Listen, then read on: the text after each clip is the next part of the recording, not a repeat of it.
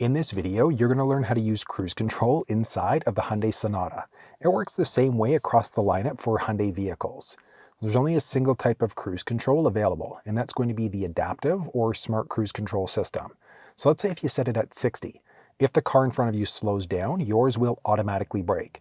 They change lanes, you change lanes, it's going to pick you back up to your previously set speed again. Actually using the system is done with the buttons along the left-hand side of the steering wheel here. You can toggle it on this way. It's not going to work right now because I'm parked, but you toggle it on, it's going to set you at your current speed, at least 30 kilometers an hour, so 20 miles an hour for the system to actively work and turn on initially. From there, you can increase or decrease 1 kilometer, 1 mile per hour at a time. You can push and hold up or push and hold down in order to increase, decrease at larger increments. You can hit the brake pedal to temporarily pause or cancel. You can push the button in the middle here in order to temporarily pause or cancel. And then you push it again in order to resume your previously set speed. There's also a distance indicator here with 4 unique levels, and I want you to think of that like a 1 Mississippi, 2 Mississippi, for how close or far you are away from the leading vehicle. I'm personally okay on level 1 most of the time, but you might want to be on 2, 3, or 4, depending on your comfort level and your own reaction speed as well. There is an available speed limiter, so if you push and hold the button to toggle it on, you can limit the speed instead. So you can still set your speed up or down, etc. So you can hit the accelerator pedal, and once it hits that point, you won't be able to speed up past that point unless you crank the accelerator pedal, so unless you hammer it. I'm personally not a fan of that system. There's also your steering wheel icon here. If you just tap it, you've got 2 icons on the bottom of the cluster there. So just a light tap is a steering wheel.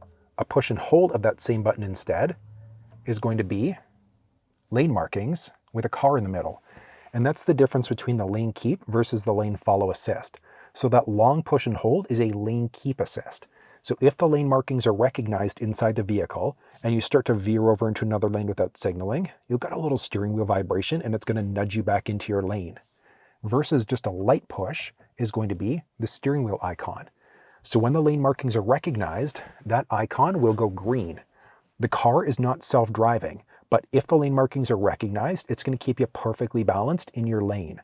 You still technically have to have your hands on the steering wheel, but if you sneeze, you're rubbernecking, etc., it's going to take you perfectly around bends. It is a fantastic system.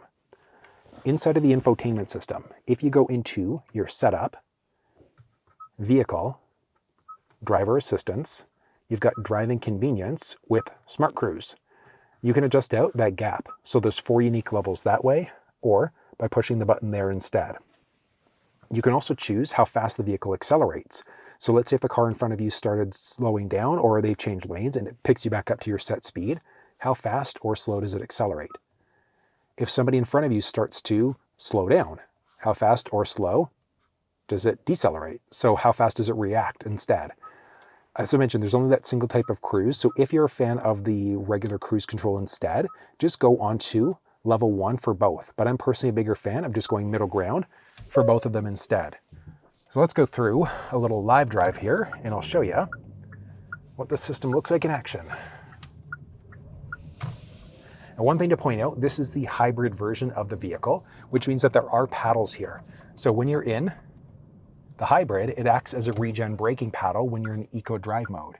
If you're in the sport mode, these act as traditional paddles, as in like paddle shifters. It's actually kind of neat, but if you want to walk through on using paddle shifters, how to use them, when to use them, why to use them, etc., you'll find a walkthrough video down in the description of this video. Here we go. Okay, so I'm turning onto a 50 road right now. So I can toggle the system on and it's got me at 39. So I can either push up 1 at a time or push and hold up to increase to larger increments. I'm at 50. And as of right now, the vehicle also recognizes the lane markings. So like I mentioned, the car is not self-driving, but as long as it recognizes the lane markings for up to 10 seconds, it can keep you perfectly balanced in your lane. It is a fantastic system. We've got the gap adjustment here with those 4 unique levels that are available.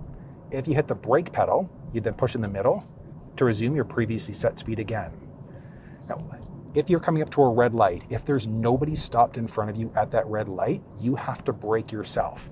If there is a car stopped, it can take you right down to a full and complete stop. So there is full stop and go capabilities to a degree, because after a few seconds, if you haven't started moving again, you'd have to push the switch up or hit the accelerator pedal in order to start speeding up again. But I mean, look at this. The car can take you right down to a full and complete stop.